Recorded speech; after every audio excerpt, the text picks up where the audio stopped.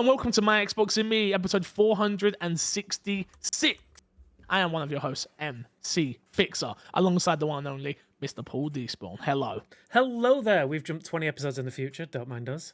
446. Six. 466. Ah, fucking numbers. Four, I hate it. six, How many four, sixes was that? Damn it. seven. Damn Seven it. sixes. Damn. 7 sixes? Damn. Oh, Yeah. wow. That's Damn it. we've jumped Damn it. quite a couple of them. I fluffed the start when I was doing the live recording and it threw me off, and now I'm god damn it. Doesn't matter. And the one and only Too Fresh Crash. How are you, Crash? Hello. I'm doing all right. Good. Despawn, let's start with this t-shirt. Wait, what's going on there? What do you What's mean? going on? What is this? Yeah, what is this? It's a band t-shirt. Don't worry about A it. what? A band t-shirt. You know, the What bands band? What band? that play the music. And every time I die, they're a New York-based hardcore band. Loud noises. Okay, all right. And Crash, I see you're sporting the black look like me today. Yeah. Big goth energy. proud of you. like it. I knew you were rocking Big it, and I was like, Big goth. I want to. I'm rocking I can't get to any of my clothes right now because I'm in the new house, and this is the only hoodie I could grab, and it's probably got paint all over it. But we're here. This is My Xbox and Me, our weekly Xbox podcast right here on youtube.com/My Xbox and Me and all podcast services. If you want to get the show early or support us financially, patreon.com/MCFixer, or consider becoming a YouTube member. You've got a couple of different tiers there, and we are working on plenty of good stuff. I'm hoping that live stream that we've been planning is going to happen at the beginning of February, but we need to talk to Matt, so we'll figure it out. It's coming. As you've noticed, no Matt P again. Matt is just working really, really hard, and I'll be totally honest with you, I'm going to throw him under the bus. I'm going to throw him under. I even messaged him saying, yo, can you just respond to some stuff in Discord? Nothing. Got ignored. Just straight up ignored.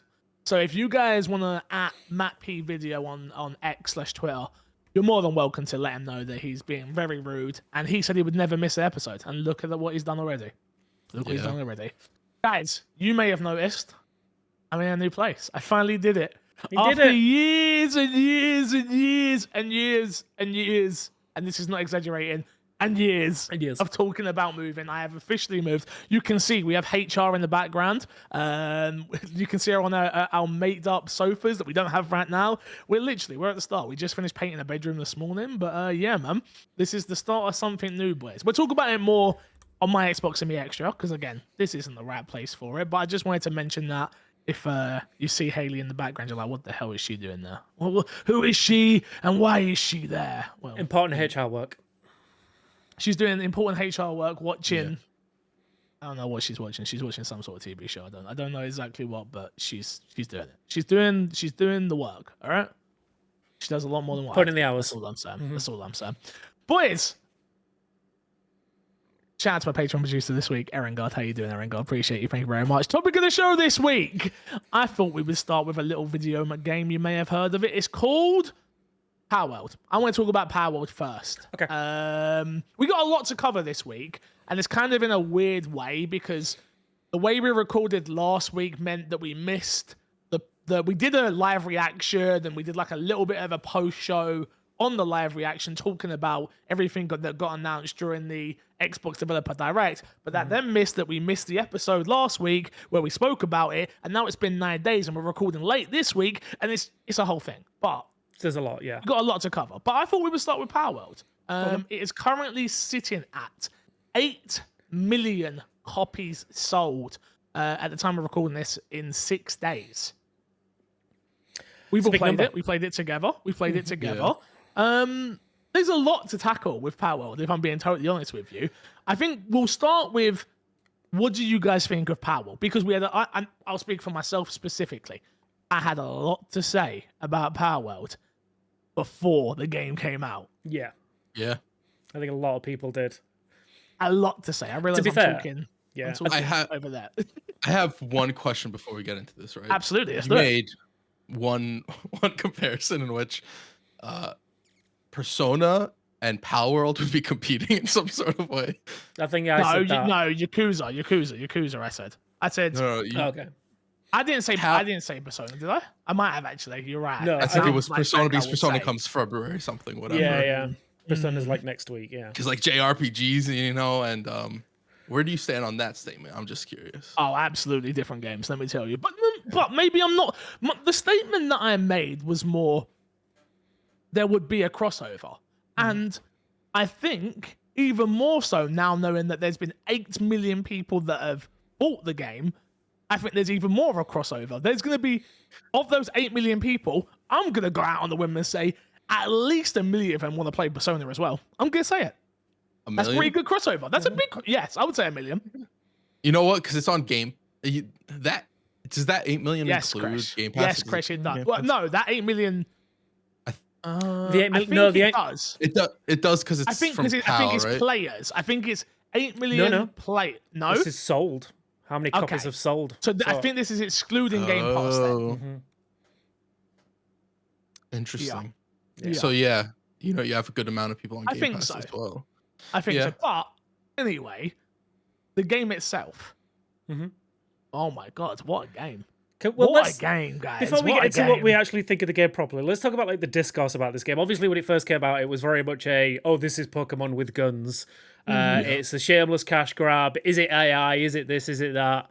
Blah blah blah blah blah blah blah blah blah. You get into the game, it is nothing like what people were thinking it was going to be. I don't think anyway. I think there's definitely some kind of crossover. I don't know what you just put in front of your camera. Yeah, don't worry. I'm moving them on so I can see you guys better. Go on. Hey, but yeah, like there's definitely some crossover with like what people thought. Like there is Pokemon with guns, but it isn't the main focus of the game. Like the main focus for me is not where I'm at anyway. No, not where I've got to yet. No, I think it's like you've got to get through half the levels before you get your first gun. And it feels like it's very much more like it's Ark with Pokemon rather than Pokemon with guns. Like I don't know if I agree. I don't know if I agree. I mean, it's a lot of crafting. There's a lot of base building. This is the question I want to say to you guys then. What is Pokemon? Because to me, Pokemon is go out in the wild, catch Pokemon, put them in your Pokedex, and go to the gyms and battle trainers, right? Yeah. That is what Pokemon is. Is that? Do we all agree on that? Yeah. Okay. What is Palmon? It's a survival game where you build a base. Palworld. It's not Palmon. Yeah. Palworld. They're called Palmon. Yeah. So Palworld, is, to me, and I'm sure Crash was just about to say, but yeah, is it's a survival game where you build your base, you upgrade your abilities to build different items and things like that. And you use the pals in the world to help with that. While also having a small, it doesn't seem to be the big focus. There is a battling aspect to it. But yeah, for me, the main focus is the crafting and the building. Because I think all the pals sort of like aid in that for the most part, right? Yeah, every one of them has like a specific ability. There is a catching aspect, but you don't have evolving, which is big in Pokemon. You don't have that sort of same attachment to them as individuals that you do in Pokemon, in my opinion. I would say the only reason why we do not have the attachment to these pals the way we do Pokemon is because we are no longer children like that. And what are you saying? Not what I'm saying. I'm saying like when you catch a Pokemon. When I catch a Pokemon and I use a Pokemon in Pokemon, I'm much more attached to the Pokemon that I'm using than in Palworld. Palworld, I'm a lot more willing to just like throw out different pals in my base. I'm looking more so what I'm utilizing for what I want to get done. How early on are you in the game? Like how much have you played since? I'm like level 30 or something like that. Jeez, okay. I'm like level 17, 18. I think, I'm level 17, 18 as well. Like in the beginning, I had a much more like with the pals. I had a much more lined up, like thought on pals, similar to Pokemon. But the deeper you get, the less you get attached to them in that regard. Is it around the point when you found the person you could sell pals to? It's like, oh, they're they were just got the butcher block behind them. It's like I'm like currency and meat. That's all they are. That's it. I've got 12 sheep. I'm gonna sell 11 of these. It's good. I'm gonna get and buy a different one. It is they very much become a commodity rather than a like I don't want to say community, but like they rather than being like a part of your friendship group with the way that you see Pokemon, they're very much a tool in the world. I will say that's partly also on like the sorting aspect in the inbox, Oh the yeah. PC, whatever. You can't favorite them so that when you sort them, everything gets resorted. We are comparing, just so for full transparency, we are comparing Pokemon, a game that came out in 1998, Yeah, 6, yeah. Something like that. versus Palworld that has come Well, out in 2024 in early this, access. No, but the yeah, conversation we're having is about the comparison, right? So yeah, just yeah, to yeah. give But my to be to a statement, fair, yeah, yeah, yeah, I know what absolutely. you're saying. 100%, I know what you're saying. But to give a fair assessment It's of our two titles, we've it's got also one game that is iterated from the multiple start of where times. it was with Red and Blue Mhm. to Company has a lot of money as Mhm. well. Where you're looking Well, at a oh, so does Palmon's company now. Let me Yeah, tell well, you. yeah. no, yeah, But okay, let's get on to actual gameplay then, because yeah, I agree with you guys that they're fundamentally different video games, which of what's being compared. Like, I do agree with you that Palmon to me Power World. is it Powell. Sorry, Powell to me is just so good. It is literally that perfect. I say perfect. It's not perfect. It's a very good balance between all the things I love about survival games, and then adds that love of collecting and cutesy in terms of its pals, right? I was expecting to play this game for 3 hours with you guys, and then maybe another 2 hours on my own and go, I'm done. And instead, we've set up a My Xbox and Me server that I've paid for, and like just been like, here, community, use this. The only thing that lets it down is the Game Pass stuff, but we'll talk about that in a little bit. But I just didn't expect it to play as well as it does, Yeah. if you know what I mean. Like, Yeah. shooting mechanics, good. Movement, pretty decent. Catching your pals is like fun Yeah. and makes sense, and its UI is futuristic and still looks good, and it just everything works. Its Yeah. menu systems are not bulky or boring. They're very easy to understand and very easy to use. It's just, it comes together as such a unique experience, in my opinion. And it's a game again, I've spoken about it before, where it's like waiting for that next thing, waiting for that next thing. This is that next thing.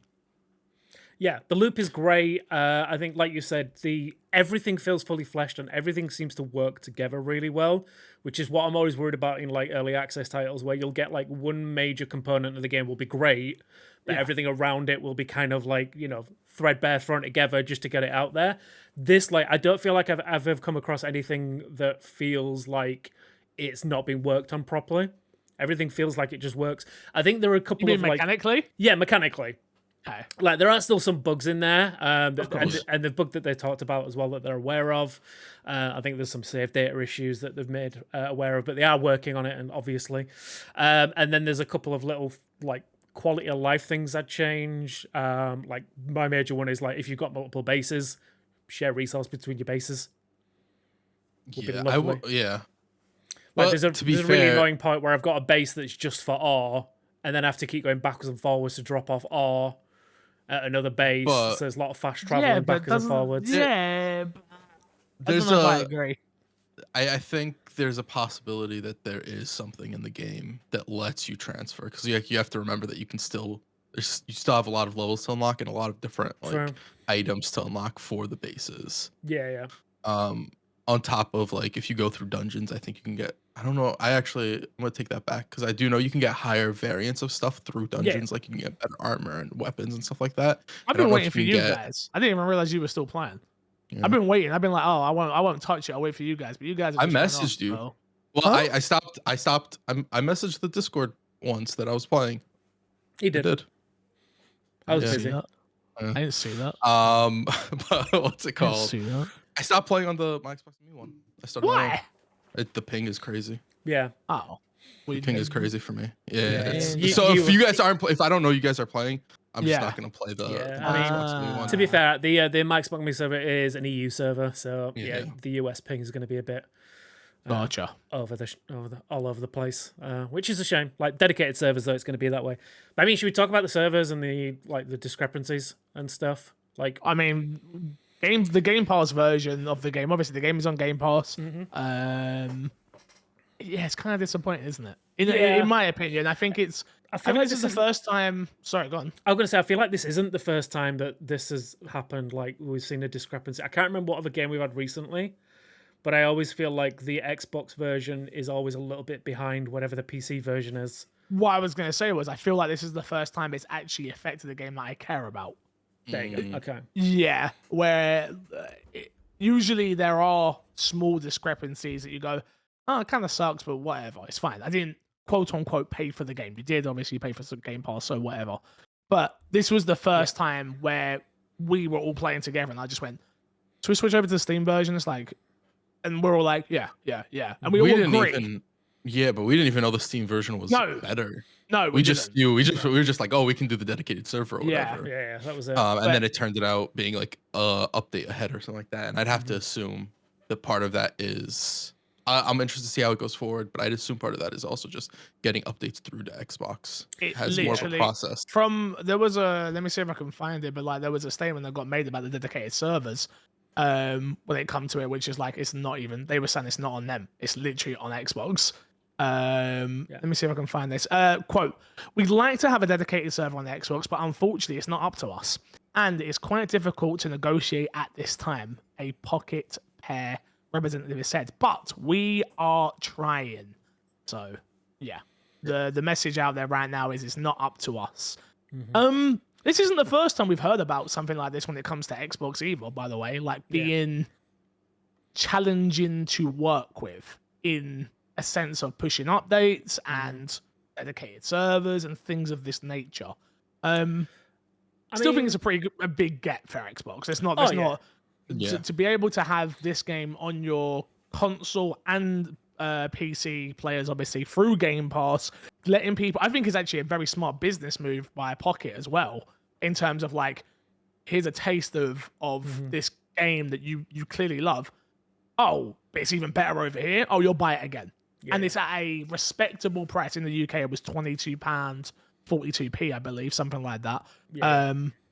It was at a respectable price where I was like, oh yeah, absolutely, this game's amazing. Sure, I'll pay it, no problem. Yeah. Well, that's the thing. We were live streaming it on the Xbox version. We just went, you know what? Let's just switch over, pick it up now, and just jump straight back in. I think the big thing is obviously, I think PlayStation have it as well, but I don't think it ever comes across that much in the conversations. But it is like they have their own certification process that Steam is a little bit more lax in, I feel. Whereas like Steam is like, if you've got an update, just, you know, push it out there. It's fine. Whereas Xbox, they have to check everything and make sure that it meets their criteria. Which again, I think is just the kind of case of they want to protect their overall ecosystem.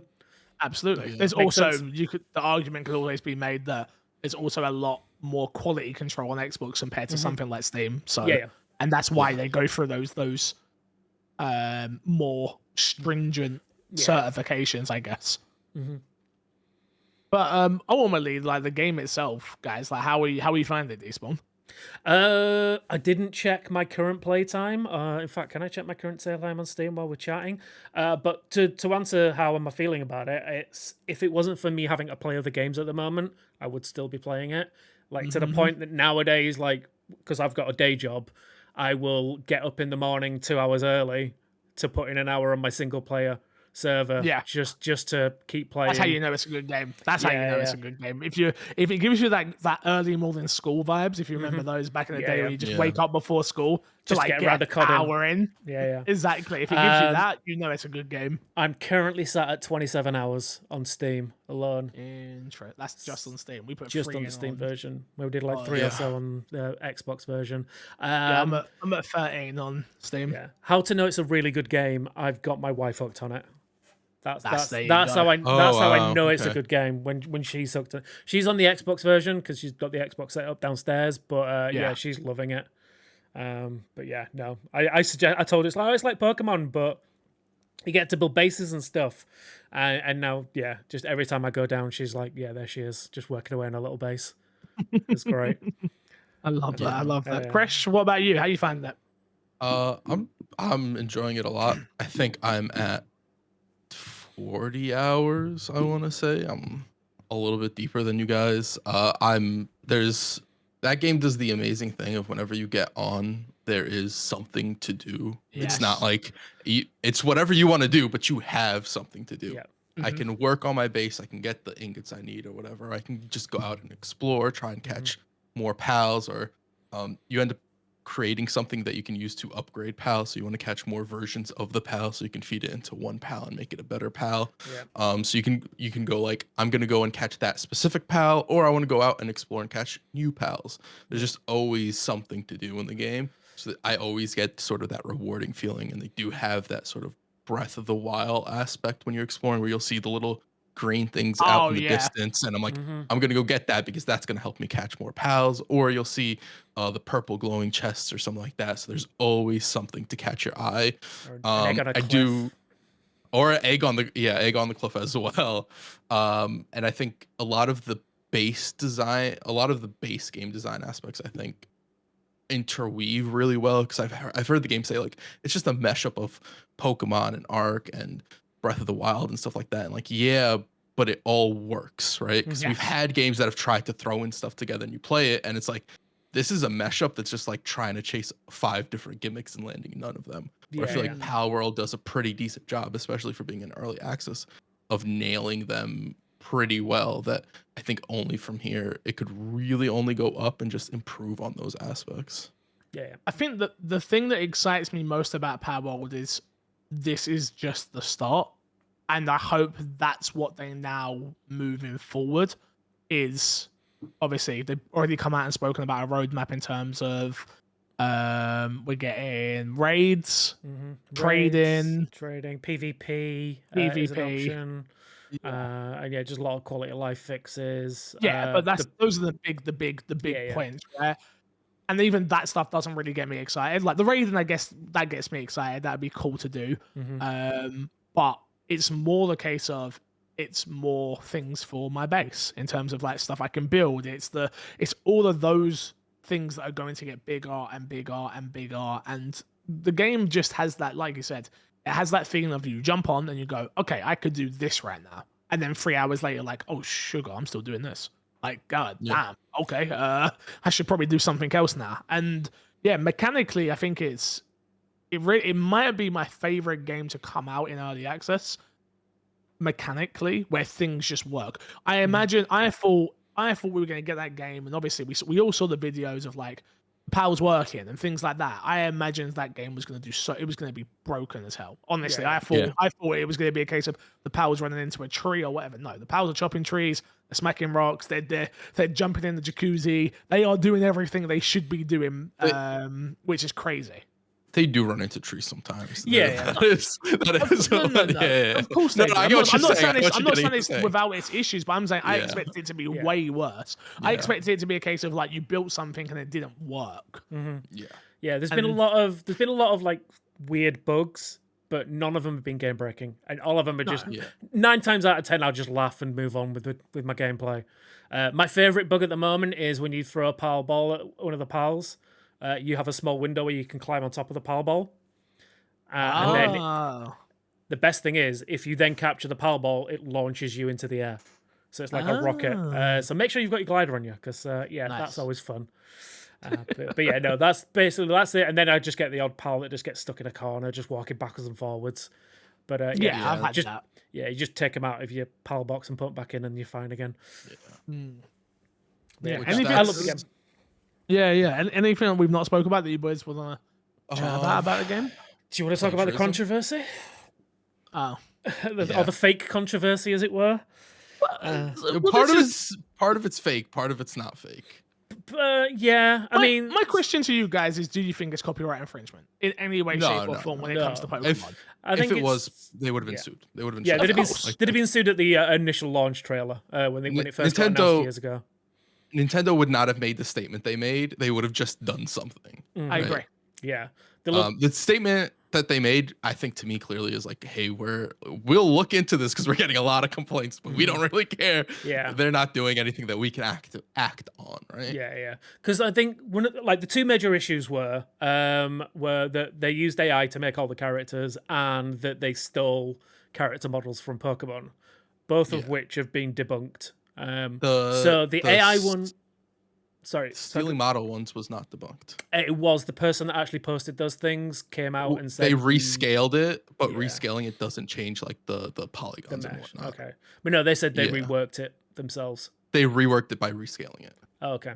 Well, yeah, but as far as I'm aware, the one that I saw that took it back, he just rescaled everything, which doesn't like really like it doesn't adjust how the meshes actually work and what people were looking at from my understanding of it, which could be completely incorrect on that. Yeah, but then the other one was obviously the using AI. The two major things. The reason for this was I think the CEO at the time, the current CEO, a few years back was very much about very excited about the idea of generative AI to build Pokemon.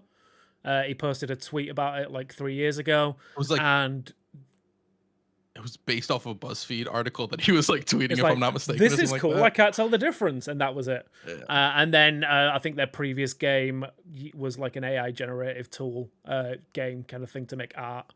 But the big thing to debunk that is if you use AI in your game and you put it on Steam, you have to declare it. Yeah. Otherwise, it can't go on Steam. And the fact that there's no declaration on the Steam page and nothing's been posted about it. I think they came out and said that they didn't. But yeah, so yeah, I think basically the internet being the interneted a bit. Yeah. To me, it just feels like a lot of butthurt people. If I'm honest, it's like their favorite thing hasn't adapted. And again, I love Pokemon. I haven't enjoyed the last 2 titles that I played. No, that's a lie. I enjoyed Sun and Moon. Was that the Switch ones? No, Sword and Shield. Sword and Shield, yeah. I enjoyed Sword and Shield. I didn't play the ones. I didn't enjoy Arceus, and I didn't enjoy the other one before that. Yeah. So I think it was Sword and Shield, then Arceus, and then Scarlet and Violet recently. That's okay. So I didn't play Scarlet and Violet. Didn't enjoy Arceus. It does feel like it's a case of like we've been sitting here. We spoke about we haven't been sitting here literally, but I've had these conversations of Pokemon needs to adapt. Pokemon needs to adapt. Pokemon needs to adapt. A game comes along that we all agree is not even in the same wheelhouse, if we're being honest, and adapts in the ways we would love Pokemon to adapt. And then I think there's a lot of people that see that and go, yeah, Pokemon does need to adapt, but I need to defend the thing I love at the end of the day. Well, I think there's some valid pushback with like certain pals are legit just Pokemon. Like there's not a question, there's not an argument. They recolor it and change, add a little bit of fluff here or there. Like there's no question about it. Okay. Like it's a direct ripoff. But that's not really what pulls people into the game, right?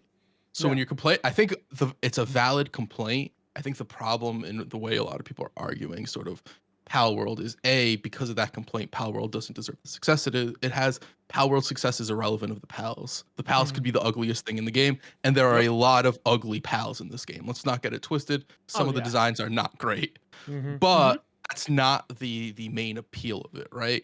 And then 2, the whole AI argument just sort of ruins future AI arguments in a lot of cases because you called wolf on something that didn't use AI. Oh, okay. Now, the next time something that does use AI, people are gonna be like, I don't believe you. Why would I believe that? I believed it for Palworld. And you guys just hated on that game. So now it's gonna become a cry of like, oh, you're just hating on this game. There's no proof it uses AI, et cetera, et cetera. I really do hope it continues to grow, even bigger than where it's at. I really do. Yeah. Do we, again, we're an Xbox podcast, but obviously we're on the topic. So do you think we see Nintendo finally adapt Pokemon in the way we need it? I understand that Pokemon's Pokemon. It sells well. It's one of the biggest IPs in the whole world and things like that. Do you think there's even an inkling that they go, oh, we should try something a little bit new, which they did with Arceus? They did technically Arceus. Thank you. They did technically try something new there. They've also made Mystery Dungeon. They've done new stuff, but it's all low budget new stuff. It's never like a full embrace of that. And even with Legends Arceus, they haven't done another one of those. And then if you go to like Let's Go Pikachu and Eevee, they haven't done another one of those. Which it's like they do. I love those games. The issue with Pokemon is they do new stuff and then they just stop.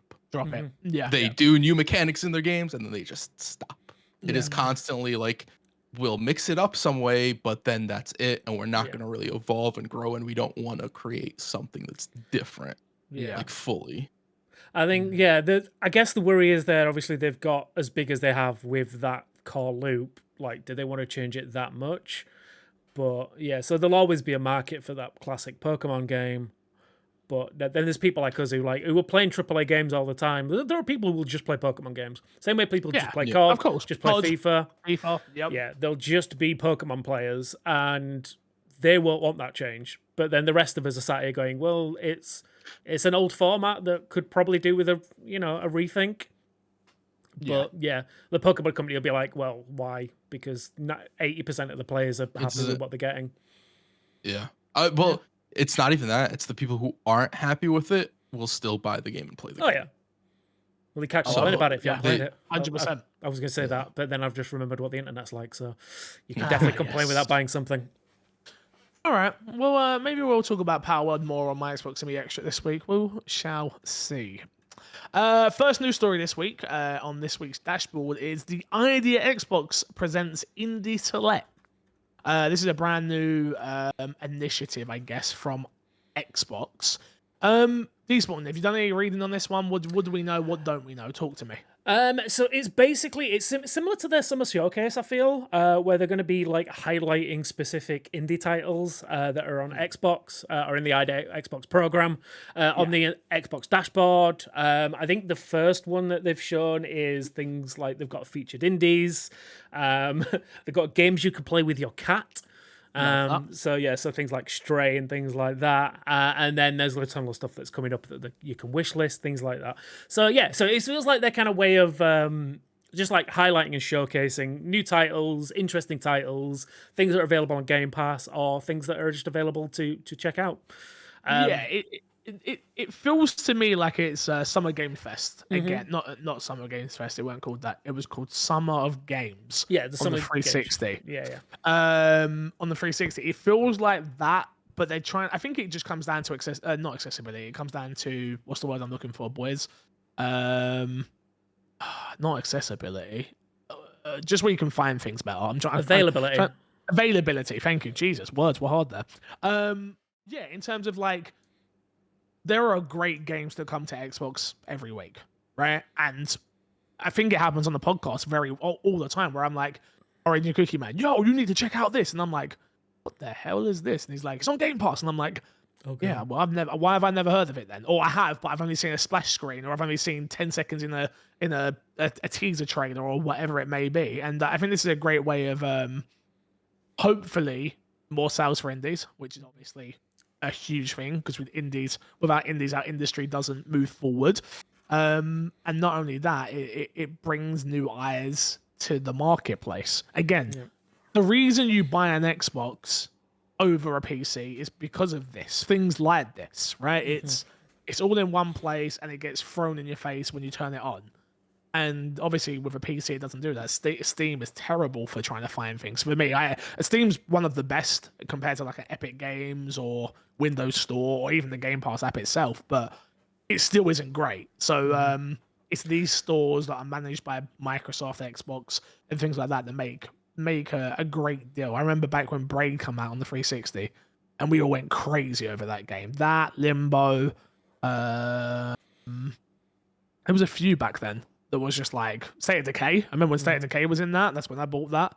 But yeah, so I'm looking forward to this. Indie Select starts in September, if I'm not mistaken. So yeah. Yeah, so it looks like like I said, it's going to be like a regular ongoing thing rather than it just being like you say, rather than it being like the summer of games kind of thing where it's just like, here's a specific moment. So yeah, I think the Indie Select is actually happening in September. But yeah, it's going to be going on as a regular thing throughout.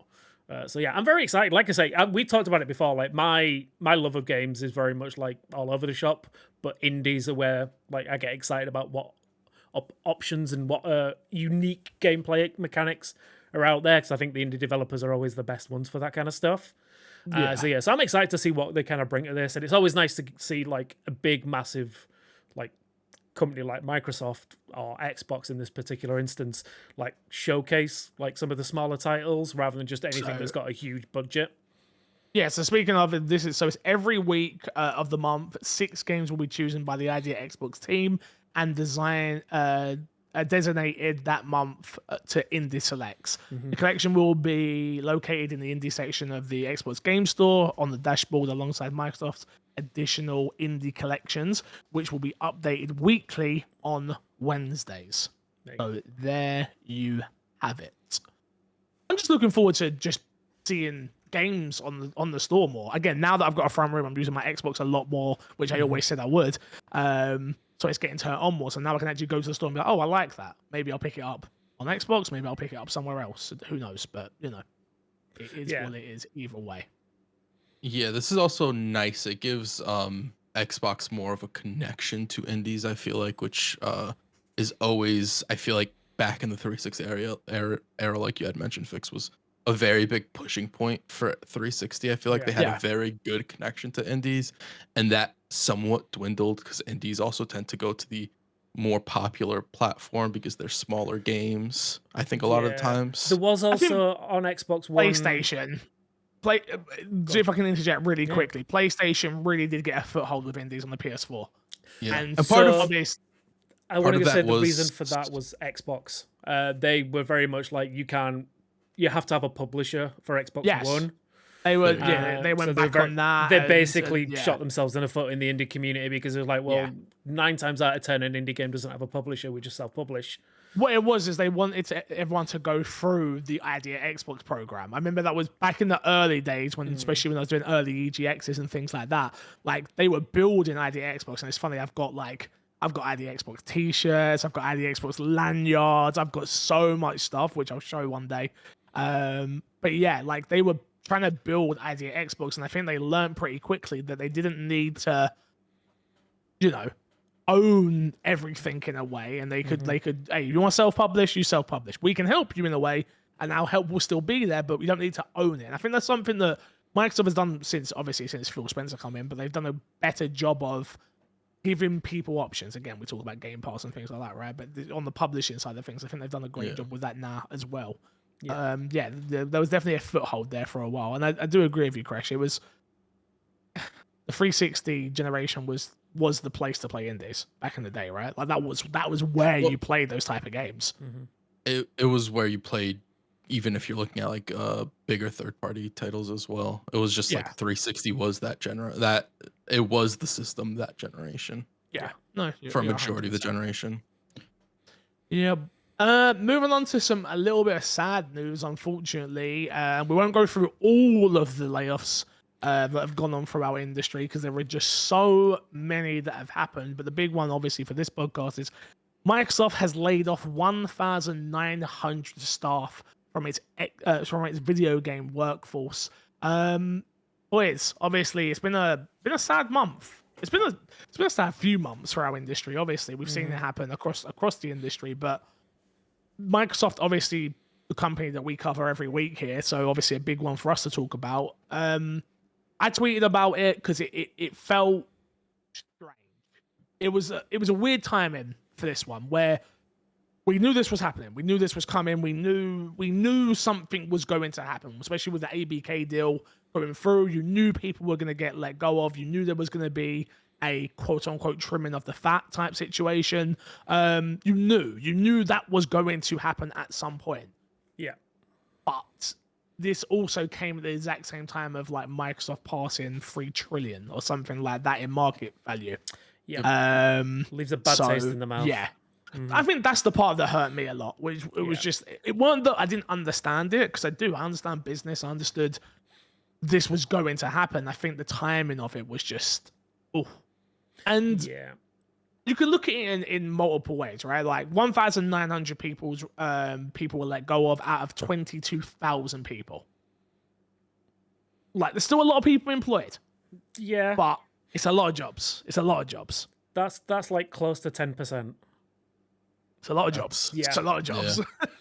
Yeah. It is a bit heartbreaking. As a fan of the people that make the games for us, it is heartbreaking to see. But like you said, we knew there was going to be some crossover of staff.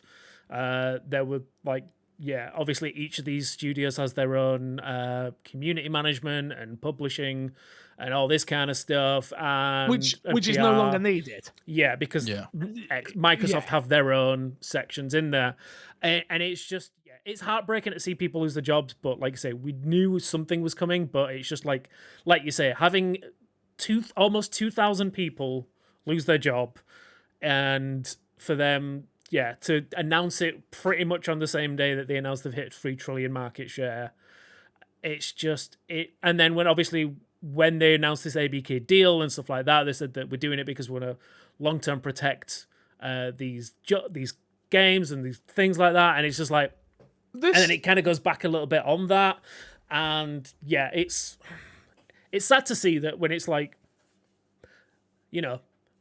I've always said like people before profits, like there's got to be a certain point where it's like we've made enough money, like 3 trillion has got to be enough money to be like, okay, we can afford to like keep paying these developers.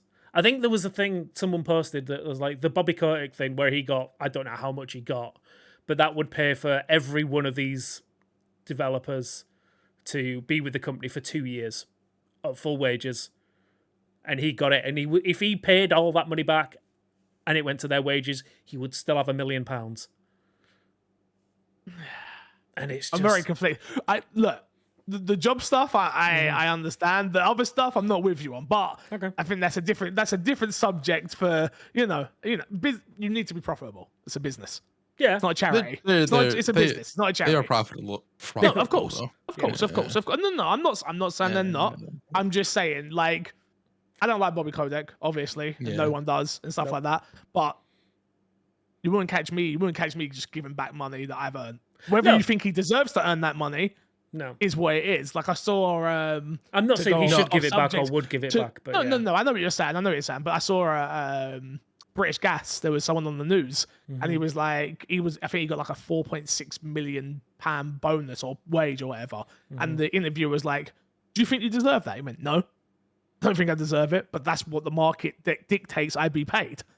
And I just totally, and again, this is not saying Bobby Kotick, because I'm not talking about him, I'm talking about the British Gas man now, but I kind of respected it. I was like, hey, the market dictates what these corporate overlords should earn, and I tell you right now, if I was a corporate overlord, you wouldn't catch me saying, no, I don't want my payout of 30 million or whatever it may be. So I mean, there's precedent for it. Like there has been it's been well publicized that when Nintendo were going down the pan with the Wii U, Iwata took a 50% pay cut just so he didn't have to lose anyone.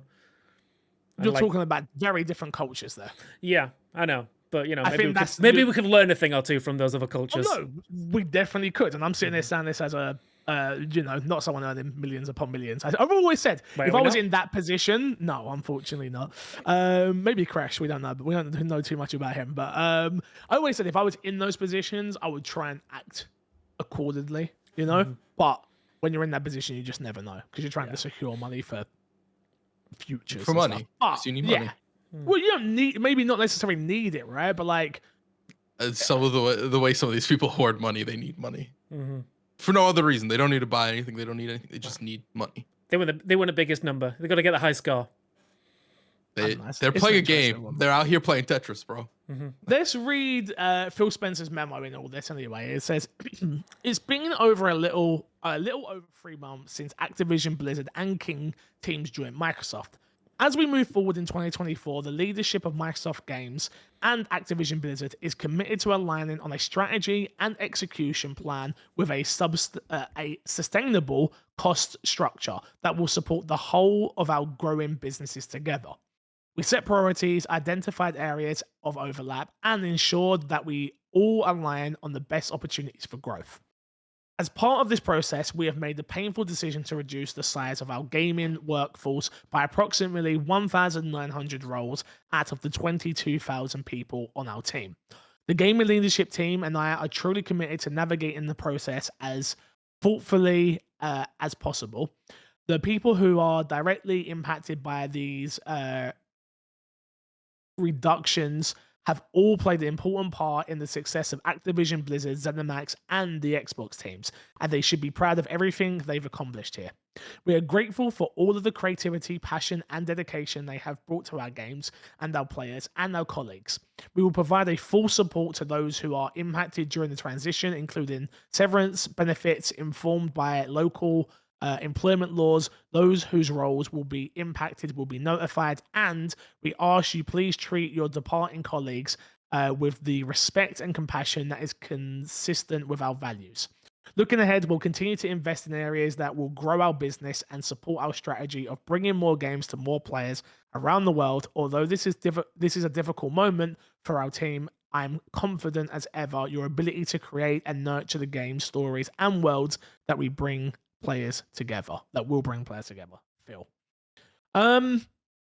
Yeah, man. It's I won't want to be Phil Spencer in these moments. I'll tell you that right now. It's this. This is probably not probably. I would doubt that this is on him, right? No, of This course is it's not on Xbox. him. Yeah. Bro, you got to think about it. When there's a merger like that, like let's just break down the things that I do understand, right? PR. You don't need a PR team that handles just Toys for Bob games or just Sledgehammer games, just this game, just that. You have the system in place to go, okay, this is our PR machine.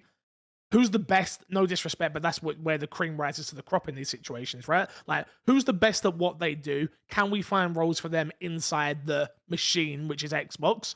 Yes, no, and then there you go. Like yeah. You're not wrong. I will say, like, I don't think when you fire 1,900 people, people should be going to Jason Schreier trying to figure out if they were let go or not. I think the handling of it was very, very poor. Outside of like the statement is essentially a fluff piece, in my opinion. It doesn't really do anything. Oh no, but this wasn't. I don't think this was a piece that was meant to go out to everyone, right? This wasn't. Oh, I don't think this went out as like a tweet. I don't think that's not where I found it anyway. Got it. I think this was an internal thing that then got leaked. If I'm not mistaken, I could be wrong. Please feel free to fact check me on next week's episode. That's fair. But yeah, I don't think this wasn't. That's fair. I don't think I'll check. I thought this was a statement, but it being called a memo makes more sense with what you're saying. Yeah, I don't think this was a. That's fair. A Twitter post. I'll check Phil's Twitter right now. No, I mean, he may have reposted it after the fact if it leaked and stuff like that, but no, I don't know. The thing, I'm not seeing it on there at all. Okay. So I think this was an internal thing of like, look, this has happened. Disgruntled's gone. One of these 1900 has gone. I'm going to send this to Jason. Yeah, and I get it. I 100% agree with you, Crash. By the way, on the handling of things. It's a strange one, right? Because I've been let go of in many a job, especially in our industry as well. And I've been in that position as well. Again, I'm not gonna talk about it, and I've gone to Twitter with it, and it's the worst thing to do. Yeah, because you just never when there are reshufflings, and again, very different when it's 1,900 people compared to me talking about my situation, right? Mm-hmm. But when you talk about it in a negative space, you never know what opportunity could still pop up. There's still going to be job listings that are going to go up, and you go, "Oh, another person who was let go from that." And like Microsoft, like they have said internally, they will do their best to try and find people new positions. You pull faces, and I agree with you for pulling faces because it sounds like fluff.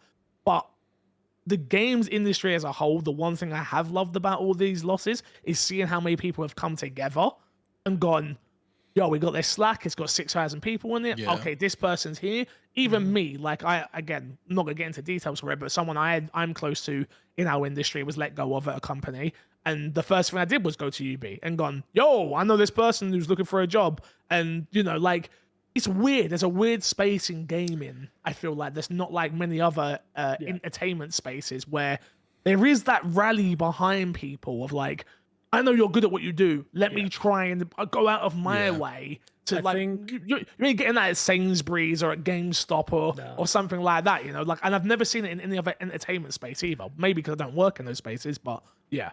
I feel like there is some. It's the camaraderie of like the community that we've built around gaming. I think that we like in any creative space. I think creators respect other creators more, so like they want to help more. So like if I've done the same thing. If I've seen something that I think people will be suitable for, I'll be like, yo, go apply for this.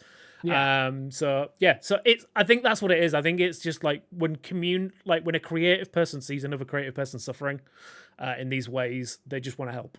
And I think the gaming community as a whole, like forget the vocal minority that you see online, like the community as a whole wants to support and, you know, champion these developers to do the best work they can do, because that's how we get the best games. So yeah, so I'm like you. I love seeing them all come together. My heart hurts the most because, again, like you, I've gone through the redundancy thing. So, but I've been on the other side where I've survived redundancies. Oh, And did you get survivor's guilt? Oh, 100%. Yeah. Yeah. But it's not just the survivor's guilt. It's like, okay, so I've survived, but it's then like, but how long am I going to survive for? Mm-hmm. That is, and I feel like I'm living through that right now. What do you mean? Yeah. and that is also kind of an issue with Xbox because they've had problems retaining talent as far as like them acquiring studios and keeping bigger names with them right now. And I wonder how something like this will affect Mikey a bigger Ibarra name wanting to go. on? Yeah, I Ibarra think that's a big one because he put in so much work in just sort of like readjusting the ship of Blizzard, and Blizzard was probably in its best condition it's been in a very, very long time as far as WoW and stuff like that is concerned. I'd say even Diablo, despite like some of the lackluster opinions on it. Whether And then or Overwatch, not we liked it or Overwatch. not, it still was a decent game, yeah. right? Yeah. It was a good Yeah. release, but yeah. Yeah. It's just like, I think that's the thing that worries me the most is like the long-term effects on things like this. It's not so like, oh yeah, 900 people lost their jobs. There's like technically 20,000 people left that are going to be worrying, are they going to lose their jobs in 6 months' time? Can you make your best work when you've got that kind of sword hanging over your head? No is the answer. But also, unfortunately, that's the space we work in, right? Yeah. We work in such a competitive space where if you let your standards drop even 1%, there is someone behind you waiting to take your position. Yeah. Yeah. You know, like that is just, think about it this way, right? There's 1,900 people who've just been let go of. Think about how many jobs they're gonna have to come down now and take other jobs from indie devs and things like that, right? Where those people are then gonna lose their jobs, and we won't hear of those ones. We won't hear of, and don't get me wrong, we're hearing about a lot of them right now. I could have went through about 10 different stories this week of things. We know Sledgehammer's lost about 40%. I know Toys for Bob's has lost 30 to 40% of their staff. I saw the Ruiner devs have just got rid of 80% of their staff. Yeah. Riot as well announced they've got losses coming. Like, I think the thing that infuriates me the most about it is it comes at a time when we know video games are selling better and more than ever. And systems are making more money than ever. But I think the thing we say about that, sorry, feel free to say, go Gresh, go on. I was gonna say that I do think that some of these companies also really pushed for in-office work environments where during COVID they were all at home. Costs are cheaper to have people working from home and working remote and stuff like that. You're forcing people back in the office. You gotta pay rent for that. There's a lot more cost in that. So hopefully with all these that there is sort of at least a silver lining of a reevaluation for that going into the future. To a degree. That's the thing. Like, that's the thing that annoyed me the most about this thing. Just personally, kind of was a gripe of mine. It was like, there's so many stories I've heard of people like, oh, I'm 6 months into working at Microsoft. I've moved halfway across the country because they've said I have to be working in office, and then a month later they've let me go. Mate, that's real. Yeah. Like, it's fucking heartbreaking, is what it is. That's the part that annoys the hell out of me as well. I agree with you wholeheartedly. There's been certain job opportunities that I've come across where they're like, "Oh, would you be willing to relocate?" And I'm like, Nope. No, because I know, and again, I've had loads of different opportunities for different types of work, right? And I've just said, "There's no way. I can't. There's no." You might not be around in a year's time. I might not have a job in a year's time, and it's how easy. In England or in the UK, I don't know if it's an EU thing or a UK thing, so I'm going to say UK. It's not easy to fire somebody. But in America, it is very easy to just let somebody go. This is something I learned a lot more, especially when I was in Texas talking to Haley's family, right? They're like, yeah, we can just get fired whenever we want. Like, it's just done. Here's a letter, bye. And I'm like, what? Yeah. Like, but in England, it's a lot harder to just We got give a someone lot of a letter. employment laws. You have Oh. to be basically like gross, like mismanagement. Gross misconduct, Yeah. written warning, second warning, third warning, Yeah. paper trail of a bunch of things before, like it just unless the company goes under, Mhm. you just don't hear people getting let go. Don't get me wrong, gaming space is a little bit different, because the way they do contracts, right? Like you sign a year contract in games as well a lot of the time, or 6 months or 3 months or rolling contracts, and yeah, man, that job security is just not there. It's I think sometimes we forget it is an entertainment based job though.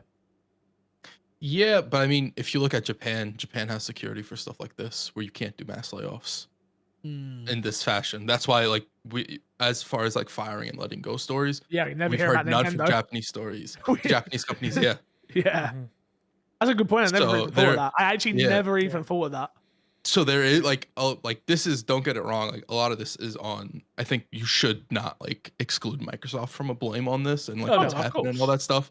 But like all of it is also like on a government level of like America fundamentally allows this, right? For them to just let go, like for them to buy a company, become $1 trillion company, and then let go of 1,900 employees. I don't like that is a government issue at the end of the day as well as sort of like a Xbox issue. Yeah. Very interesting. Very interesting. Again, thoughts thoughts go out to everyone. If you was affected, feel free to reach out. If you got stories to tell or you want to have a conversation on the podcast, we would absolutely love to have you and hear about what it's like to work at Microsoft ultimately. And yeah, so my thoughts do go out to you guys though. Absolutely. Boys, should we talk about the developer direct a little bit? Because we haven't done that yet, you know? The developer direct happened, feels like years ago now. It was only like 9 days ago. Yeah. But yeah, it was, again, if you haven't seen our reaction, it's up on the YouTube channel, youtube.com/myxboxandme. We saw things such as Avowed, Senua's Saga, Hellblade 2, Visions of Mana, Aura, and Indiana Jones.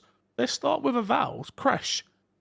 Launching fall 2024. Didn't get an exact date, which kind of disappointed us. Yeah. Now you've had a few days, nearly a week, to sit with the information and the gameplay. How you feeling about it? I liked it. I think I'm probably higher on Avowed than the general consensus was for the game. I liked what I saw. I saw it. I know people had issues with the gameplay, but I saw the gameplay as them just like sort of, here's what you could do in the game. And whenever I think of first person melee based magic based games, my mind goes to Skyrim, and I'm like, Skyrim doesn't play incredibly amazing. And this looks like it plays better than Skyrim, so that to me is like an upgrade. For me, it's like, what are the RPG mechanics in the game and how does it play in that regard? Jesus, Skyrim came out a long time ago, though, mate. We're kind of comparing it to something that's like 20,000 years old. No, but it is like the direct competitor, right? No, like, absolutely, absolutely. You That's don't, the way it is, yeah. you don't get a lot of first person like melee type games. The only other game I could look at is Cyberpunk, which you do have first person aspects, and it handles those like incredibly. But Cyberpunk's like such a different type of game to me, even though it's really not. If you're really looking at it, I just process it as a different type of game. Yeah, interesting. Yeah, I mean, I didn't love what I saw of Avowed. I said this during the reaction. I liked it. I liked its environments. It looks very bright, vibrant. Looks like there's going to be quite a lot of different environments to go around and traverse and explore. I'm with the. I don't think the demo did the gameplay very well. Did like you said, it was slow. It was. Yeah, I haven't. Okay. I watched a little bit of it. Okay, does it show more? It does a lot better at selling like some of the elements of this game. Like there are branching paths and things like that.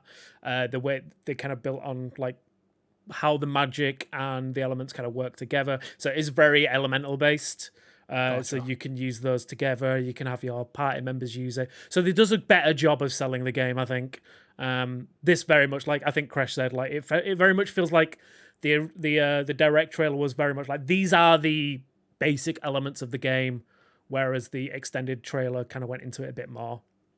It did a better job of selling it to me. I like something that you learn if you watch like fighting game character reveals and stuff like that. what a lot of the reveals tend to do is they'll show you all the crazy stuff that you can do with the character, and then they'll break down the nuances. And I feel Yeah. like in general, games need to start doing that with their showcases. Like, don't show me all the nuances, just sort of show me like a Don't be full flashy. yeah, show me something Yeah. flashy that looks cool that I'm like, I can't wait to do that in the game. Yeah, no, Yeah. I agree. Which I think I Avowed agree. missed that in what they did Yeah. show. Yeah, they did it agree. the backwards way around. So yeah, the main direct trailer was very much like here's the elements, and then the extended one was like here's all the flashy stuff. Yeah. But yeah, Fair enough. I like I say, I'm still excited for this one. Like Obsidian are one of the best RPGs, Western RPGs.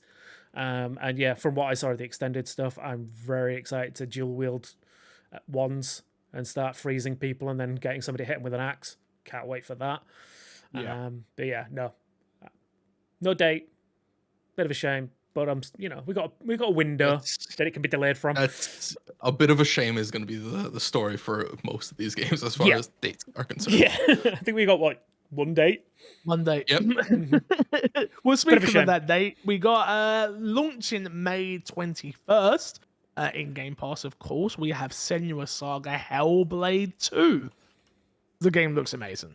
Yeah, Let's not play around. Like, in terms of graphical fidelity, we expect this to be the game to go to. Like, usually we go to car games, and it's like, look, this is what the console can do. And it looks like Senua Saga is going to be that key piece of information that we've been waiting for in terms of like a showpiece for the Xbox console. For me, anyway. I'm excited. Again, I need to play the original still. Still waiting. Need to play the original. Got plenty of time though, May. You say that. We're already a month into the year. Like, this year's flying already. I'm already a month into the new house and I'm still not in the office. I'm very upset, True, right? true. Very upset. I don't know what to say about it. They said that combat's been improved. We'll wait and experience We'll that see for all that. ourselves. Yeah. Do you know what I'm interested for? Like, this game's going to come out. I think it's going to do really well, but I don't think it's going to do as well as people expect. I Right. don't think this is going to be a 10 out of 10 game. You don't? Okay. No. I hope I'm wrong, Interesting. by the way. I hope I'm wrong, but yeah. I could see the game being a 10 out of 10 game and a lot of outlets giving it a 10 out of 10 and stuff like that. And then not a lot of gamers possibly not resonating with the game because they go into it expecting something else. Yeah. What do you mean, like an action God of War game? And Yeah. then they play it and they're like, Bring what us up the every hell time is we talk this? about the Yeah, game. yeah. I think, really yeah. want people to be prepared. Yeah, I think it's going to very much be a case of like, technically this is going to be one of the best games on Xbox, and yeah, the story is going to be amazing. But then people are going to get hands on it and realize it is very much a walking sim with action elements, which is what the first one pretty much was. It was very much like light puzzles, basic combat, very heavy on the story. That's what we're going to get with, I think, the second one. They did come out. I think it was announced that it's only going to be a digital release, and it's only going to be around, I think they said about 5 hours to complete. So it's going to be a very small structured story, which I'm personally excited for because I'm currently playing through a game which I'm already 30 hours in, and I'm nowhere near like halfway, I don't think. So And yeah, if you want to hear about that game, you head over to the podcast feed on youtube.com/myxboxandme, and you listen to My Xbox and Me Extra. yeah. But yeah, no, I'm very excited for that. So yeah, give me a small, gorgeous looking game. I'm excited. But yeah, and I don't have that much longer to wait. Like, May is not that far away. There's enough games to keep me going until then. There's enough games to probably keep you going until we'll pass them. If we're gonna be True. honest. Yes. True. Like, Yes, very true. Like I'm gonna say, we're already a month in, and there's already one game this year that I'm missing right now because I'm too busy playing other things. Tekken? Yeah, Tekken. I want to play Tekken so bad. It's good. We'll get to that. We'll talk about that in My Xbox Me Extra. Visions of Mana was the surprise at this developer direct. A game that I wasn't excited for, that I got excited for while watching the gameplay. I think they did a really great job, actually, with Visions of Mana. Again, when it was the surprise, I wasn't that interested. Good to see Square Enix back publishing games on Xbox day and date with every other platform. Obviously, we've missed games like Final Fantasy Remake, Rebirth, and Final Fantasy 16. Speaking of Final Fantasy 16, I was chilling with Claire the other day, boys. Yeah, Yeah, sad. me and Clive relaxing, chilling. Yeah, he said he'll do the Ben. podcast one day. Yeah. I can get him on. Yeah. Maybe we can get Ben Ben on Starr here. on. Maybe. Yeah. Maybe we can get Ben on. Maybe. We'll see. Now, See. I mean, it'd be a really good time because I know that he's just to shamelessly promote his stuff. He's starting up a D&D podcast, and He we're talking is. about Baldur's Gate and other stuff. Might be a good time to Mm. do it. Hi Might be. Ben, big fan. Loved your Jesus, Mario. okay. He's never gonna come Oh, on. that now. is hysterical. His Mario. Yeah. His Mario thing. Yeah. Hi, it's me, a Mario. Loved it. Yeah. Visions of Mana. Sorry. Visions of Mana. Crash, definitely a you game, right? Yeah, so we've talked about it, I think, every time that it's shown where it's like I'm not super into it. I agree with you. I think this was by far the best showing of the game, on top of great, like you said, to see Square Enix back with Xbox to a degree, publishing this game. Also, I think important to note because there was some sort of games not coming to Game Pass. I do know there was some people like saying the game was coming to Game Pass. Whatever. I never thought it was. No, there was no somebody. Yeah, I think somebody took posted something out day of one with Combat. Xbox. Yeah, as it's coming day one to Xbox, and I think a couple of like Twitter people like that have Ran with some it. way in the community ran with it. Yeah, which not the case. I just wanted to like put that out there. But yeah, I'm looking forward to this. I do think it is a me game. This is easily the best showing of the game. This is also a franchise I've never really played, so I'm interested to get my teeth into it, so to say, a little bit. How many waifus out of 10 was the question, wasn't it? Oh yeah, so many waifus. Stead said not a waifu game though. Not a waifu game? Zero waifus yeah, out of 10. That's crazy. Damn. We love a good waifu. Didn't see it coming. Did not. Next up, we had Ara History Untold. Probably the game that most of us didn't really care about, just because the style of the game it was. But pretty good. Ultimately, it didn't look like a bad game in the. I would play this if I had like 2 or 3 friends that were like, "Hey, do you want to play this game?" I'd play it. I'd 100% like I wouldn't have. No, I'm not gonna go out of my way to play the game. I'll absolutely try it. I don't think it'll be a one and done. I feel like. I hope it isn't. I hope it grabs me. I hope I'm playing it. I hope I'm loving it. I hope I'm enjoying it. But it feels like it probably will be a one and done. Yeah. The one big thing about this one that excited me beyond other God Sims and stuff like this, or like things like Civilization, is the multiplayer mode is synchronous combat. Yeah. So it's not, you don't have to wait for the next person. It's like you all make your turn and then it plays all those turns in one go. I like the sound of that because, like, obviously with games like Civilization and other stuff like that, where you're having to wait for someone to decide what they're going to do and then react to it. Like, this kind of feels like it's going to be a bit more of an exciting element of being like, okay, so I think they're going to do this, but if they do this, then I got to do that, but then maybe they're going to do this, and what if that other person does something else? That kind of interests me a lot more. I did see, I don't know if anyone noticed it, I think we missed it, I commented it briefly, but there was Gundams in this game.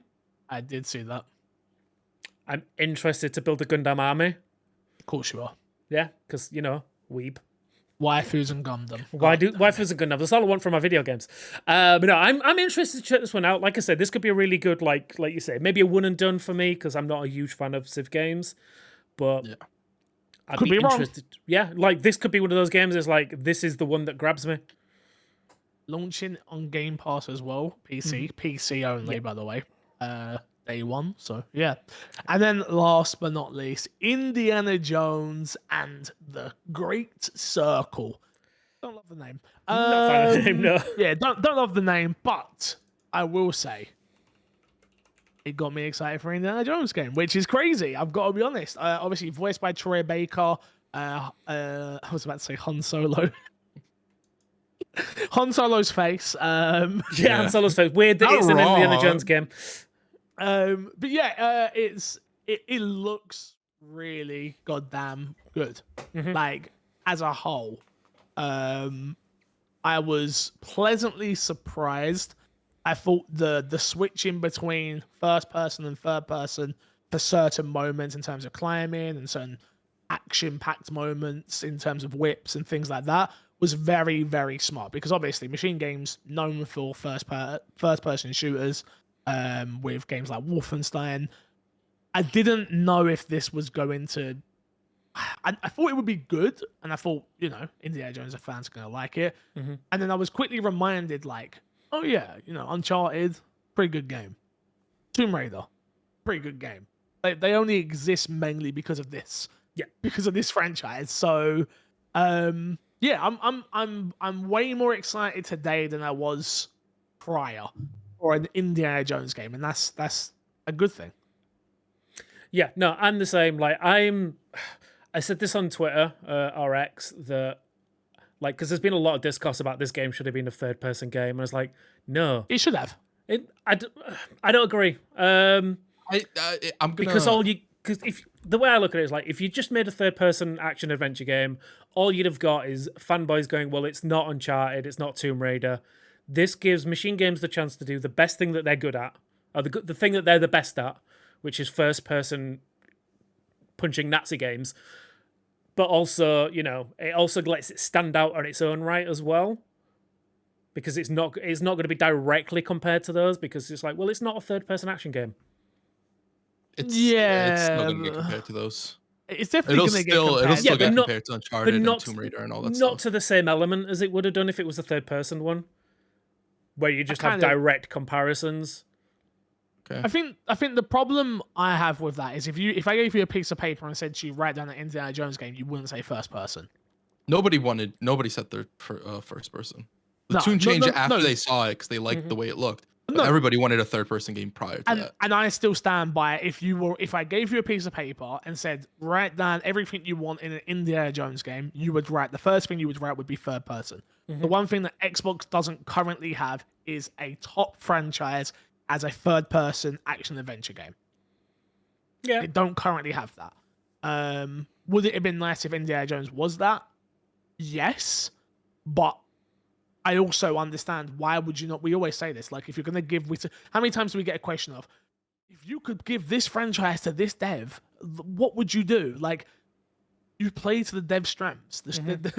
Like they clearly know that their strengths are in first person, and they've done something cool. We hope. Again, haven't got to play it yet, so we don't know how many of those big third person action set pieces are going to actually happen. But if they find a great balance between first and third, and it works seamlessly, it could be good. It could be really good. So yeah, I'm excited for this one. Like, I think this was the standout for the entire direct for me, and they gave it a lot of time, which was great to see as well. they did, but what didn't they give it? A release date. And a release date. And I think that's the biggest thing that worries me. Launching 2024, I think this game gets pushed to 2025, if I'm honest. And I think that's what scares me the most, is I look at Xbox lineup now and you go, okay, May, we got Hellblade. We haven't had anything so far, right? First party wise, we have nothing from Xbox. No. And then you go Hellblade May, Avowed Fall, and then what? What we don't know. And I think that's what scares me a little bit. If let's say all these games come out this year, is Indiana Jones, Avowed, and Hellblade enough to carry Xbox through the year? I still think they're 2 games missing. I think all 3 of these games have to be like 9s and up to carry them. Yeah. Which is possible because these are all like highly acclaimed like studios, right? It's possible for all these to be 9s.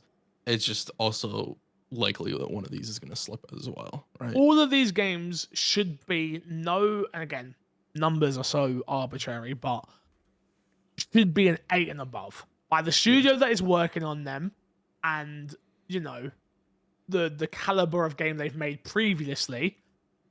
Indiana Jones, Wolfenstein, Hellblade, obviously Hellblade, Hellblade 2, Hellblade, and then Avowed. You've got God, what's slipping me the name of the game? Outer Worlds. Thank you very much. Vegas. Outer Worlds, New Vegas. Like, these are games that every studio is now in a position where they are making games that they are specialty in and should be able to deliver on. Now, if they will or not, we don't know. But yeah, it's definitely an interesting one. Definitely an interesting one. So we will see. But overall, Developer Direct I really enjoyed. I thought it was paced really well. Thought they got through everything very well. I like the little bit of conversation there, but not too much. And they talk while showing off enough, and it's personable in terms for the devs, but it's also not too much. It's not live, so you've got people umming and ahhing, and You know, I think I do like the developer direct. I don't love the name of it. Yeah. I feel like it should have just been called. They should have just went with Xbox Direct. Like, yes, Nintendo Direct, PlayStation Showcase, Xbox Direct. Like, the developer direct is a little bit where I'm like, but it's what it is.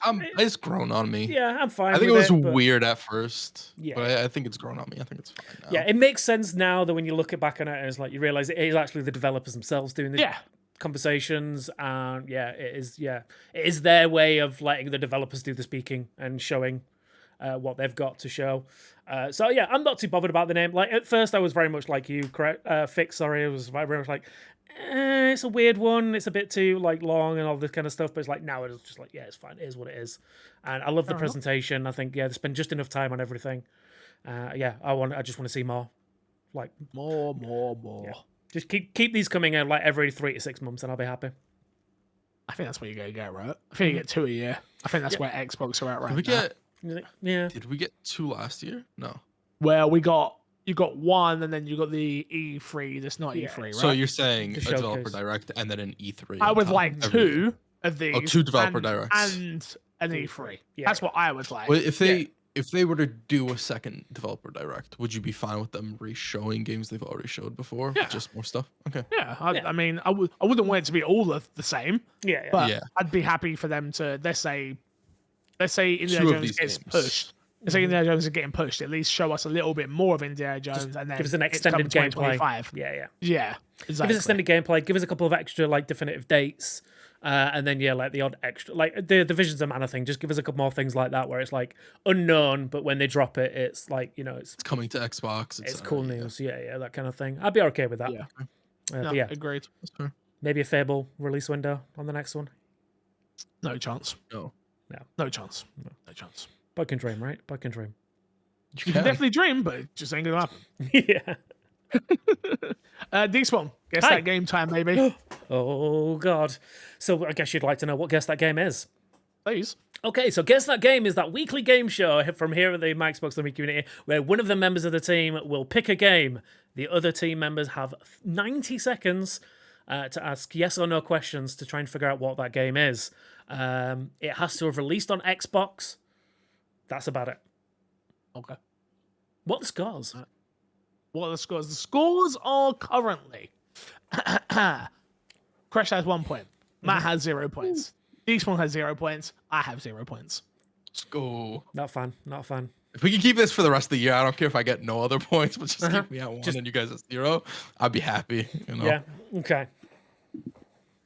All right. Well, I'm ready to go. Well, I have my game. I should probably bring up a timer, shouldn't I? Yeah, I guess you want a timer? I could do timer. I wonder if we shouldn't see the time. Well, I can tell you. I can show you that the time is starting, and I can just tell you. I could just do like 15 seconds. Yeah, go on. Try that. Try that this week. Let's try it. Let's change it. All right. Okay. Well, I have a timer. It's in front of me here. Okay. I'm gonna let Crash go first. Okay. It's always fixed. So yeah, Crash. Whenever you're ready, in 3, 2, 1. 360 game? No. Xbox One game? Yes. Okay. Ubisoft? No. Capcom? No. EA? Nope. God. First party? Yes. Okay. Short game? Like 8 hours under? Yes. I think so. I'm gonna say I think so. Racing game? No. First person? No. Multiplayer focused? No. Third person? Yes. Okay. Shooter? No. Platformer? Yes. Female protagonist? Yes. Robots? Yes. Okay. I don't need time. Okay. You got 30 seconds. Oh. Yeah, we should have it. We should have it. You should have it by now. Wait, okay. Yeah, sure. Okay, I'm good. You good? Yeah, I'm good. All right, I've stopped the clock. You had 20 seconds to go, but all right. You have yours written down, Fix? If not, I haven't, but can I say mine first? Is that fine? Yeah. Go for it. Recall. Yeah, yes. I got I shouldn't have asked robots. Robots was too specific. I had a feeling. Yeah. See, that's where you gotta play the game. That's where you yeah, gotta when play you the when game you a think little. So you remember the other week when you were like, I think I know the female protagonist game, and I can't remember what it was, and I couldn't remember the name of it. This was the one. Oh, Yeah. interesting. So someone in the Discord was asking, so what was the game? I was like, I'm not saying because I'm saving it for my turn. I hate to be that guy. It's also on Windows. Technically not first party. Yeah, not first No, party. it was Second published by party. Microsoft. It was published by yeah, Microsoft, but not first party. Yeah. Technically. But I appreciate you saying it was, because otherwise I would have got super lost. Yeah. But Okay. yeah, up to your discretion. I do appreciate it. All right, well, Despawn, the points tally look like this now. We have Crash on 2 points, Matt on 0 points, you on 0 points, and me in second place with 1 point. I've got a goose egg with Matt. Matt doesn't even turn up, and he's Matt's on the not same even points on the as show. me. That's rough. That just Matt's been here for sucks. what, 2 shows this year? That is crazy. If that. If that. If that. No, yeah, it was two weeks in a row. Two. Yeah, He gave us the extra. He did give us 1 extra, right? If Yeah. I'm not mistaken. bless him. Interesting. We miss you, Matt. Come back soon. Yeah, you're all right. Let's jump into Fix This Sack, shall we? This is where you can email in my Xbox and Me podcast@gmail.com and have your say on the show. Or you can hit us up on our Discord, which is in the description below. Or you can hit us up on X/Twitter @my Xbox and Me, @Kreshnik Plays, @Paul Despawn, @MC Fixer. I'm getting there. Get it. First question comes from TopLift91 and says, given the success and rise of Game Pass and other gaming subscriptions, do you guys think the traditional way of buying games will change and more companies will adapt to a subscription model? And could that also be a factor in physical media disappearing in favor of digital? Yes, and yes. As much as people may not like what I'm about to say, it is the truth. Subscription models is the future of video games. I'm going to go with yes, no, and yes. Oh, okay. So Okay. Interesting. I do Crash? see. Yeah, go on. I'm with Despawn on that. I don't Yes, think no, yes? subscription. Yeah, yes, no, yes. I don't think Yeah. subscription model. I don't think it'll be the mainstay. I think it'll be a very big part of the gaming industry, but I don't think it'll be a mainstay. I think it's just too many different developers that aren't under one umbrella. I think for like Microsoft, it makes a lot of sense, but not every game's going to go to Game Pass. I think every big publisher that doesn't rely on,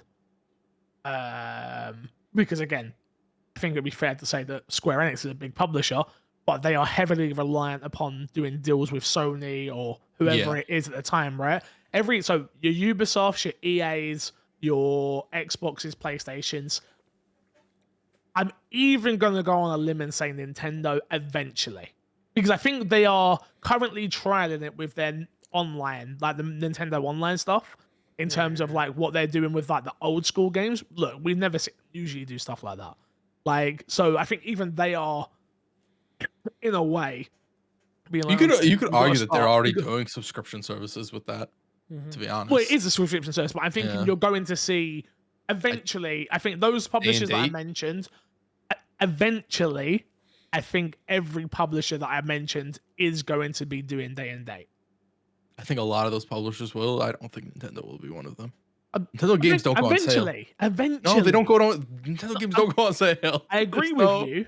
Eventually. I'm not saying today. Yeah, I'm not saying. 56, when Nintendo no longer exists, somebody's gonna buy all their catalog and put out a subscription service. I do think subscription models are. There's going to come a place like it did in music and like it did in film and TV, where Netflix obviously is a bit different, right? Because publishers currently control their own distribution. But I do think there is going to become the way there was a struggle to get music, and then you went, oh, all right, fine, I'll get Spotify. And then you didn't just go, I'll get Spotify. You went, I'll get Spotify Premium. And the same thing is going to apply to, same thing applies to Netflix with films and TV. I do think gaming is going to get there eventually. I mean, you're already seeing it with things like GeForce Now and things like that. That's technically what this is, but in a different way, right? GeForce Now, you have to own the games, no? I thought There's one No, you they have to- You is there can- not one you can. They can like I think GeForce Now also lets you play games in subscriptions if you own that subscription as well. Got you. Okay. But if you want to play your own games, you have to own them. Like if you just Got want you. like an individual game, because you Okay. sign in with your like whatever your store account is within there. Gotcha. Yeah, so I think we'll see the rise of these subscription models definitely. I don't feel them being like the replacement. I mean, we talked about it right at the beginning of the show. I think Palworld itself shows that there is a game that's in a subscription service yet can still sell 8 million copies Yeah. outside it. There is always going to be a market for that individual purchase.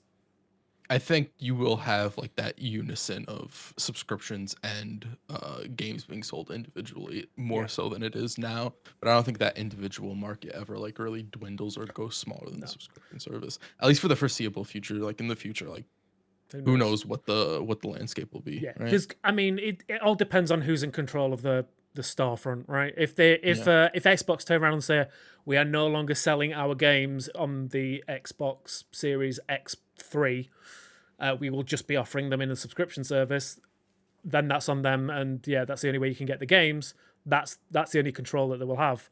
Like right now, like as long as they want to keep selling their games, there's going to be the option to sell them uniquely outside of a subscription model. So there'll be people like us who love a subscription model who like will pay for it and like, you know, we'll get access to all these games. It's great, but we've talked about it multiple times. There are always those people that just want to play 2 to 3 games a year. They just want the FIFAs, they just want the GTAs, they just want whatever the one big title is that year. So they'll just buy that one title and play it for 6 months to a year. So there'll always be a market for like a unique purchase. Well, I remember back in the day, especially with FIFA. I remember so they used to announce when FIFA was going to enter EA Access, right? And I remember my mate Mickey, like I remember saying to him, like, "Yo, it's in EA Access, right? Go take your copy of FIFA into into CX or something, sell it for 20 quid, and then that pays for your year of EA Access." And I remember him just being like, "No, I ain't doing that." I'm like, the game's going in there tomorrow. It's like, I don't know. I'm not doing that. I want the disc. I'll just buy the game. And I'm like, I've got the game. Why would I then do? I'm like, damn, I'm such a hustler. I'm like, but then you could play The Sims. And he's like, you think I give a crap about The Sims, mate? I play FIFA. And I'm like, oh yeah, shit, I forgot. Like you just forget, don't you? Like some people are just not interested in that. And there is also, like I said, there's the argument, like a lot of people have made it online as well, of like they want to own their games. Like technically you don't own it even if you have it on disc. Still don't own it. Yeah, you own that's just a license. But it's the same as a digital license at this day. People love opening up their Steam and looking at their library. Oh, I love it. I love seeing mine. They don't own those games. Any of them. No. Technically, yeah. I don't know what the site is called, but has anyone checked how much their Steam library is worth? Yeah, I've done it before. Mine's mine's not worth as much as I thought it would be. Mine's worth a lot more than it should be. It's scary. How much mine's worth. To be fair, like 50% of my games are from Humble, the Humble choice thing. Yep. But yeah, still, it's just like, oof, there's a lot of money in digital products there. Yeah, crazy, isn't it? When you think about it, it's actually... And to answer Toplif's last point about could this be a factor in physical games disappearing? Yeah, but again, I think it's more a fact that the people that are selling you the games want to get rid of digital because it's an extra cost to them. Oh, sorry, physical, because it's an extra cost to them. They have to produce a physical disc, they have to produce a physical case, they have to send it out to shops, and who then have to pay storage costs. You also have to deal with a lot more like leaking of games when you have a digital the version. Yeah, a physical version. Yeah, you can control things a lot better in a digital format than you can a physical format. Yeah. Agreed. Next question comes from the one and only Canada Riot, who says, how long do you think you guys are going to stick with Palworld? Do you see yourself becoming a PAL master? I'm more conflicted on the conversation now because the boys are not playing on the server, if I'm honest. So probably not as long as I would have done if we all stuck on the server. But that's not to shame you guys, obviously ping and things like that. I don't have a ping problem. I'm great. Yeah. I love you. I like it a lot. And I think I'll continue to play it until... I don't know. I enjoy grinding out the levels. And I think it's very well designed in the way they do with the base build and things like that. But I haven't done a single cave or anything yet, so I have to see if that's actually fun. I will say I think the boss fights are pretty boring right now because I'm over leveled for the boss fights. It's just a giant version of Are you insert POW. How many? When you say the boss fights, are you talking about like the outer world, like there's Outer a big one? World? Okay, right. Yeah, those So there are just three not different types basically of boss fight. There's the overworld Interesting. ones, there's the dungeon ones, and then there's the tower ones. okay. Yeah. Tower by far the best. Yeah. Dungeons are kind of like the outer world ones usually. Those aren't too bad either. Dungeons are pretty fun. I do think they can like use some reworks and a little bit of fine tuning, obviously, with games in early access. So I'll be honest, I think it depends kinda on the raid system. If I need to quote unquote get raid ready, that will probably make me play the game more. Because I think I want to be a part of that conversation of the first raid's coming up. But the question is, will I be at the cap by then?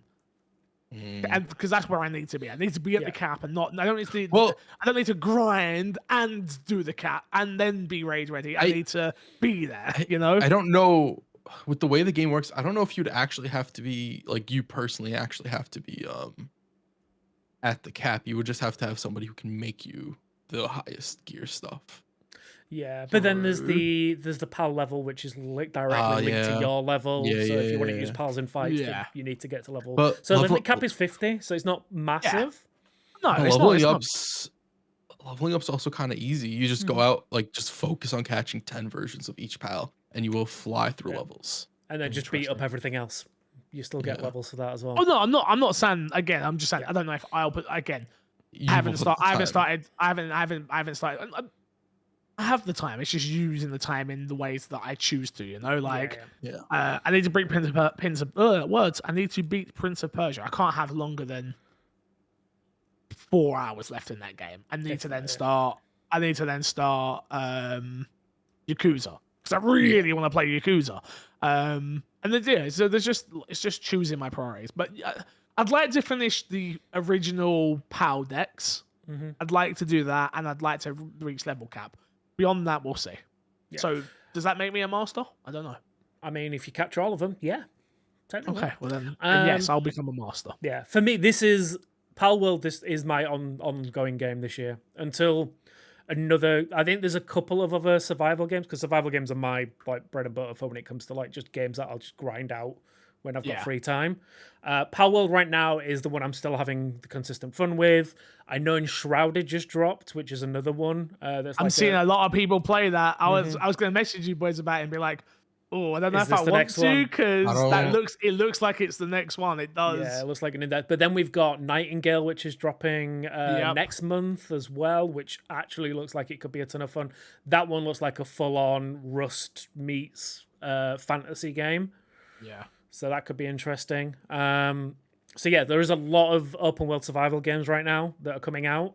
This feels like the year for them. I do love them. I love them. I love an open world survival game. I love them. Same. But yeah, like Palworld, it definitely feels like the kind of game where I will just spend a lot of free time grinding in it.